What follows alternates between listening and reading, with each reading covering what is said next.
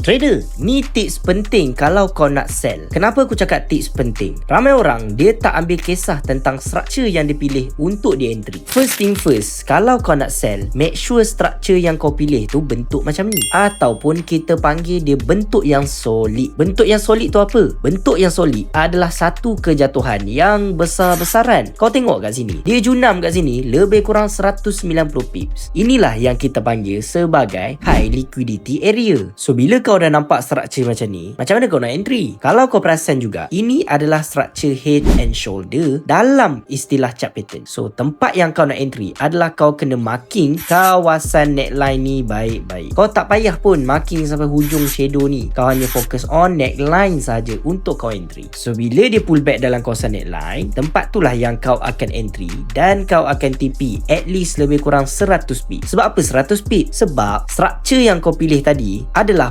penurunan yang besar-besaran. Total penurunan dia adalah 250 pip. So takkan kau nak TP 20 pip. Bila masuk zone, kau entry mestilah pergi dengan syahdu. Kurang-kurang 100 pip mesti dalam tangan. Nak konsisten TP 100 pip pun boleh, asalkan kau jangan gatal tangan close bawah 50 pip. Setup ni dia pergi lebih kurang 400 pip. Tapi for beginner awal-awal, TP 100 pip pun dah cukup. Janji kau apply benda ni, which is benda yang aku dah ajar dalam e-book and e-video yang aku dah bukukan. Kau tinggal nak hafal and faham saja untuk kau guna and buat profit kau sendiri. Ini semua adalah result student yang join compounding journey dengan Moza. Dalam grup compounding ni, Moza akan bagi high quality entry dan quality analysis saja untuk kita trade. Compounding account sama-sama dan grow account dengan Moza dalam grup compounding journey. PM admin Moza now.